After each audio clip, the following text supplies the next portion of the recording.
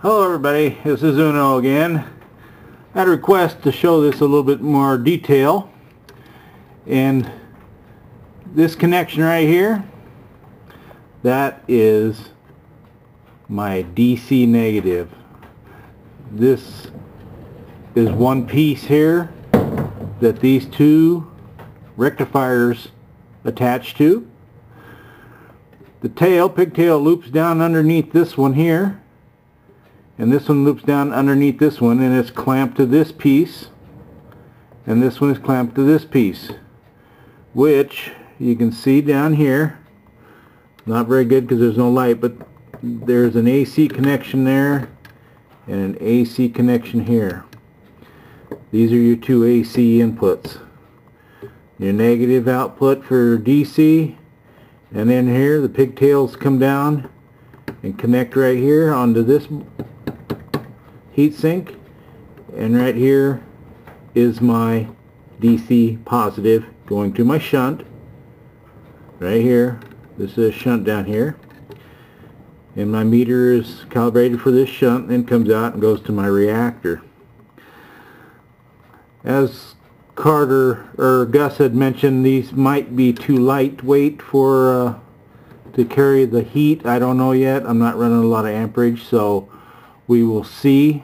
It's something I have to work on. It's mounted to a HDPE block down here underneath, and it's mounted to the wall, and that's it. These diodes, or rectifiers, call them rec in the field, forklift field, are good for about 500 amps, and these are just a medium-sized rectifier. I can get much bigger ones or smaller ones, but they make a pretty good install. You'll notice that this block is separate from this block. It's open back in here, so this is separate, this is separate, this one is separate, and this one has both diodes on it up above here. So just kind of let you know what I got going there. As for my bubbler, Gus was kind of interested in the glass thing. I'll see if I can enlighten a little bit more. As I showed in the video before, I've got two screens right here and a little diffuser right here that gas come through and then go through these two screens. I really haven't decided whether to put my glass here on top of this screen and up, or put it on top of this screen that I have up towards the top, put it up there. I'm kind of debating that. I think I'm going to put it from here up, move this one screen up a little bit more, and then fill this up, and then put a couple more small screens up here maybe on top along with this one. So the glass idea was just something I came up with sitting there trying to think of something that would work good.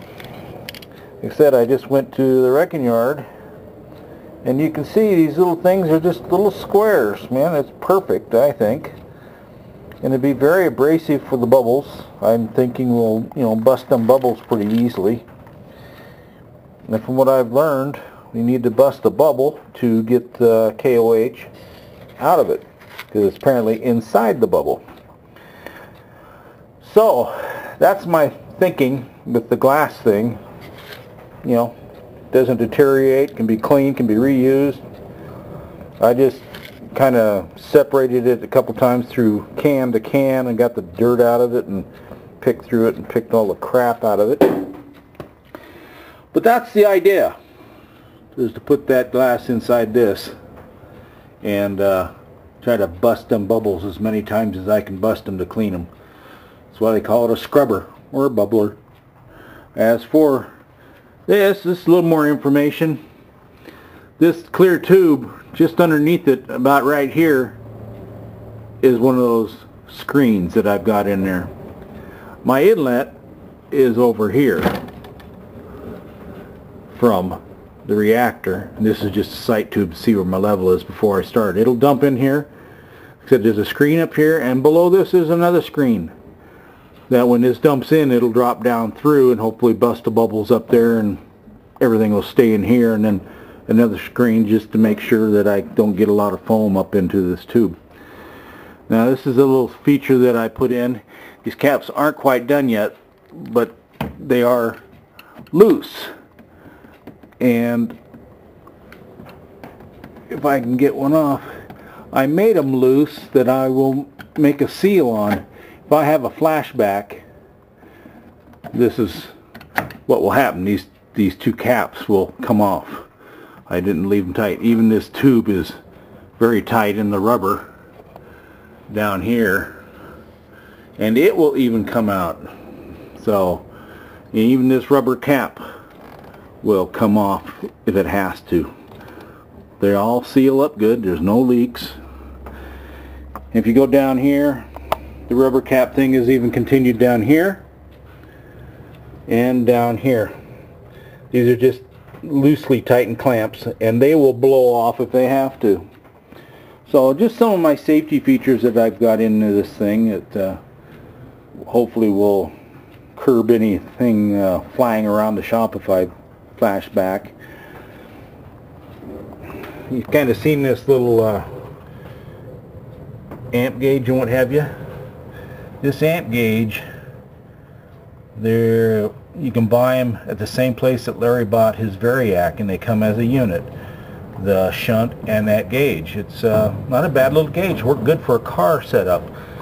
I've got a couple more ordered, and there's another guy on the site that's going to be ordering up some of this stuff. So just kind of give you an idea of what's going on.